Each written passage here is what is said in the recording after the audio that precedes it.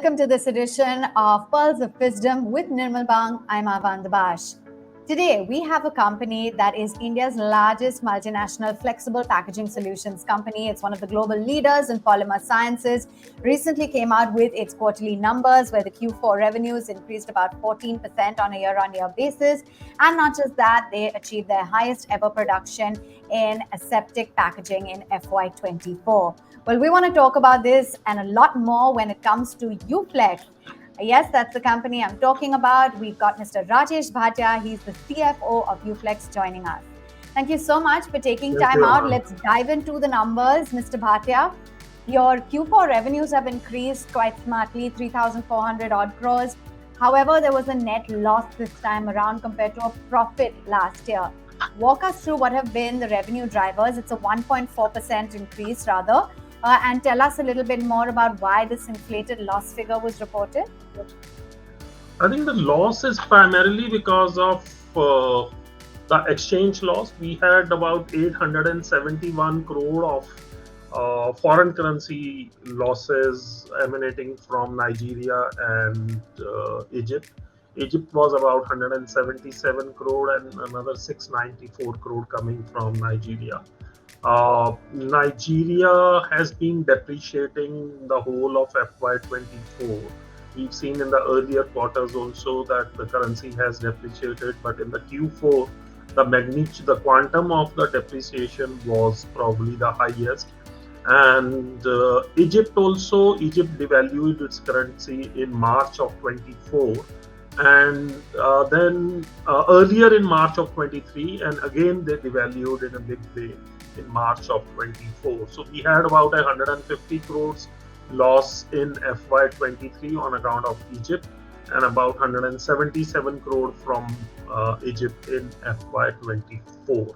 So, ever since we've seen that the dollar interest rate increasing and the dollars migrating from these developing nations to US, to the developed markets, all these countries have seen a substantial devaluation of their respective currencies. And, if we're working in those countries, we have to take this hit because when you convert the local revenues, whatever we earn in Egypt, that's in Egyptian pound, whatever we earn in Nigeria, that's in Naira. And then when you convert them into dollars, these losses do appear on your financial statements. So that's the main reason for the loss. Okay, let's understand your operational performance as well. What are you targeting by way of your EBITDA going forward for FY25? And take us through the drivers that will, lead to your strong operational growth. So I think what we need to see is, if we see the last two quarters in FY24, where we had a combined EBITDA of 420, about 900 odd crores. So if I look at and we seen that the worst is over, and we clearly see that in European and American markets where the volumes have grown. The other businesses, aseptic, flexible packaging, they weren't done well, and we have few capacities which are going to come on stream in the current financial year, or which have come on stream in the towards the fag end of the FY24, notably being the Panipat debottlenecking, the Panipat backward integration, where we are making the PET chips now, the PET chips plant in Egypt as well, which will come into play in Q3 of this year, the PCR in Egypt and in Mexico, what is already set up, and the CPP lines which got commissioned in Russia and which are going to commission in Mexico. And on top of that, our aseptic packaging capacity going up from 7 billion packs to 12 billion packs later this year. I think all this will add to the revenues in the additional revenues in FY25 for partial year, but FY26 6 on a full year basis. And if we take that I think we'll see about a 15% increase in revenues on on today's prices on FY24 average turnover. And we'll also see that the profits will be, the EBITDA level will be at least 2,000 crores plus. Okay, what about your, aseptic packaging? What has driven the highest ever that you've achieved in FY24? And did you face any constrained capacity? We have been facing capacity constraints in the season. The season starts in January and goes up till middle of August. You can say that's the prime period for this business. And since we've also established a fair bit of export market, and exports today account for about 40% of our revenues in this business.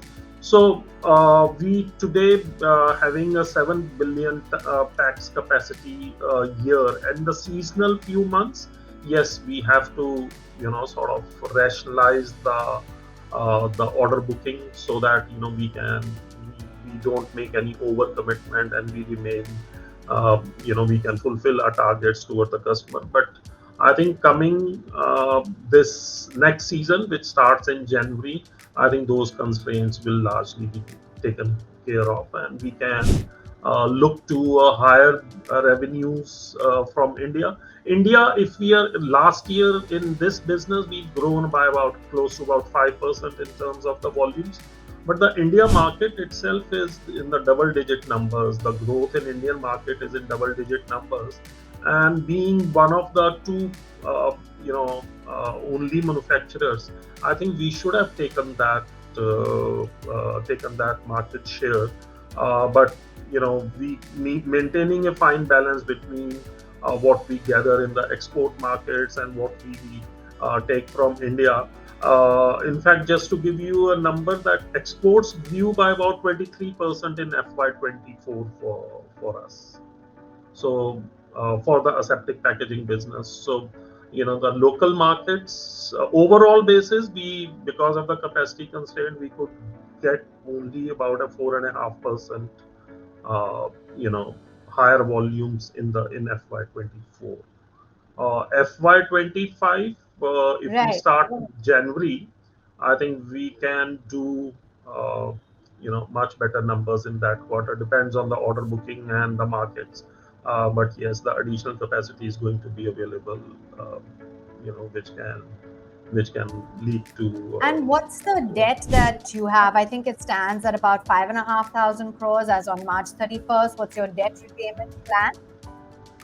5,500 crores of net debt. Yes, you're right. And about 6,700 odd crores of the gross debt. We repaying about 1,000 crores each year in the next few years. So that is going to be a natural amortization. But as we doing more capacity ramp ups in our PET chips, resins, and some other debottlenecking here and there, I think there'll be additional debt taken to fund these expansions as well. So, but the overall repayment every year is going to be about 1,000 crores. Okay, fair enough. And give us a sense as to what the outlook is as well. You've partnered with Ampas Phoenix. You're looking at renewable power. What is that foray all about? How will that work into your financials? So we've as we've been saying that we looking at more sustainable future, and obviously it's our commitment to various stakeholders that in that journey, it's not only that the plastics that we use, we make that recycling and biodegradable and make the whole thing more sustainable. But even our inputs that we use in our business, and power is one of them, is quite a sizable input that goes into our business. So we've started with our new facility at Dharwad, where we are going to source. We tied up a PPA with Ampas for offtake of the green power, which is the solar that they are generating in the state. And then we have plans, similar plans for our other bigger units as well, including for Noida. So I think we going to be there soon, announcing our other, sort of tie-ups for the solar power for our Noida and other plants as well. So uh, that's going to happen soon, and we'll be more and more committed. We'll even go in for the wind power, which will take a bit of a time, because the wind power, the time to set up those capacities is just longer as compared to the solar. But definitely the momentum and the focus is to ensure that we use the renewable power as much as we can, and recycle our own products and the products from the post-consumer products of the plastic, whatever we can recycle. Uh, we just want to showcase to the world that it's not that the plastics is not recyclable. It is recyclable, provided there is a proper uh, sort of regulation in place to promote the recycling, and that's what is happening in India. You'll see from the next year when the new Right. India comes into play, more of the focus getting on the recycling. Okay. And what is the outlook in terms of your current capacity utilization level? What is the peak level that you're targeting? Can you give us? I know you did touch upon your outlook in terms of the sales guidance, but what and volumes, but can you just give us a sense as to what you're targeting? So I think uh, we are in all our other businesses except the packaging films. We are almost at the peak utilization of our capacities.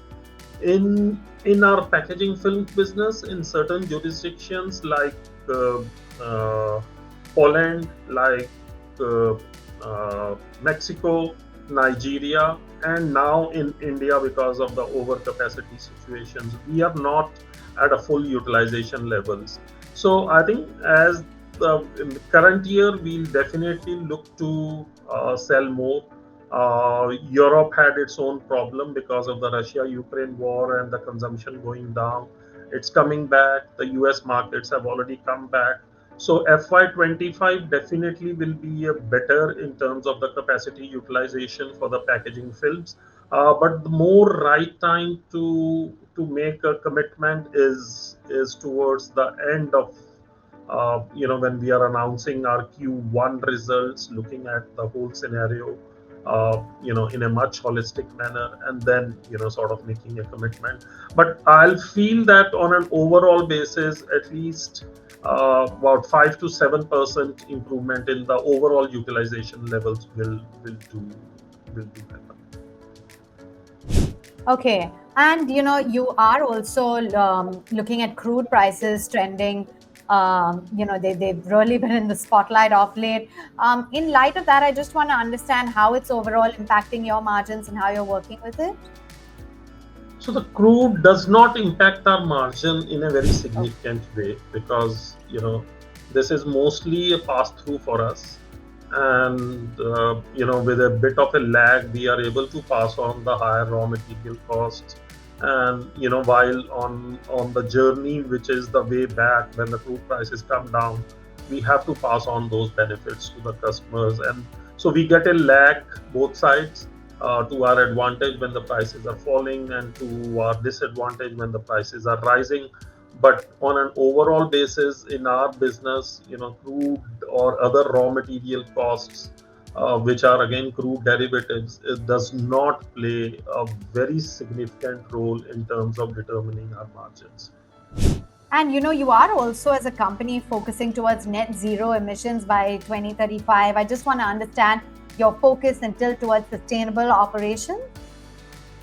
As I said, that one, we are looking at sourcing all our power, green power. We are looking to increase our recycling commitment, so that we are doing the PCR capacities that we put. So all these initiatives plus the biodegradable that we have the capability to do that, and provided the regulation facilitates the that use of that. I think we are committed to a net zero. Once our raw materials, especially the PET chips, they are all recycled from the PET bottles and all. So I think we've started a journey towards that. We are the front runners in the industry to ensure that wherever there are, whatever are the possibilities, we may not know whether the X will work better or the Y will work better, but wherever there is an opportunity to recycle, to do sort of renewable use of the renewable energy, we're going to do that and ensure that we remain committed and we achieve our net zero goals.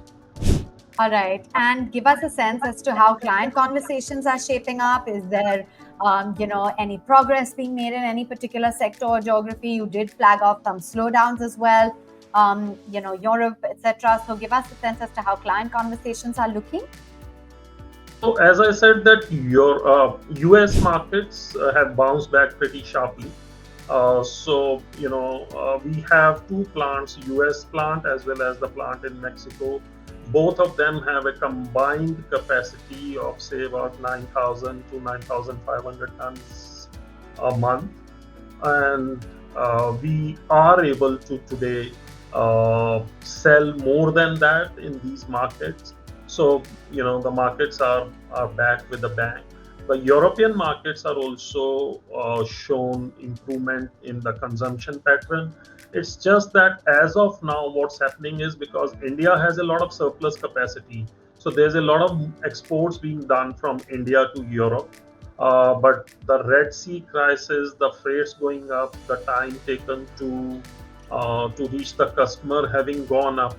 Again, the customer focus is coming back to the onshore sourcing of the key raw materials, and the cheaper price is one thing, but I think it's very important for the customer to ensure that the continuity of its operations, and all those things are pointing towards favoring the local sourcing of these raw materials, albeit at a slightly higher cost. But we seen positive things happening in all these territories. Nigeria has done pretty well, though there are still headroom for doing better.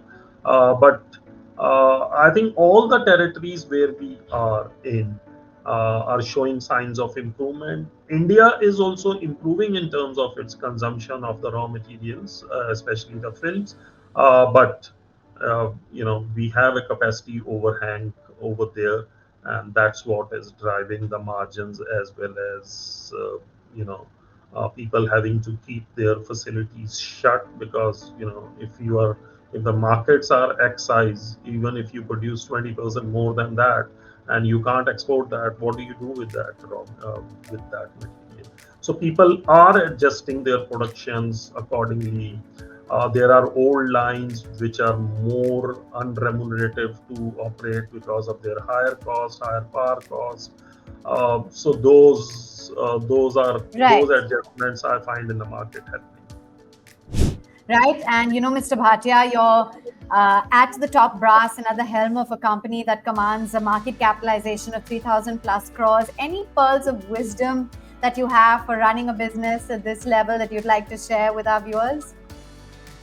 I think first thing first is that you being a very large company, and you being the trendsetter in the business, you have to be a trendsetter, and you have to show the industry the path, the way it is going. We've seen that the successive countries are you're realizing that it is becoming difficult to manage the plastic waste. So there have been sort of enactments leading to either the higher cost or curbing the consumption of the plastic. So as an industry leader, we've taken it upon ourselves to showcase that if there is anything which saves this planet, it's the plastic. It's the food availability, ensuring that your wastages of the food are as low as possible, which no other mechanism of storing and packaging can help resolve this problem.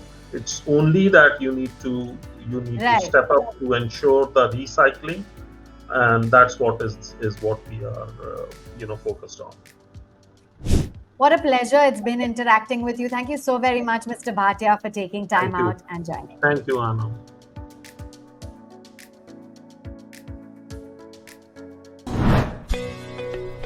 Subscribe to our YouTube channel and click on the bell icon to never miss an update from Nirmal Bang.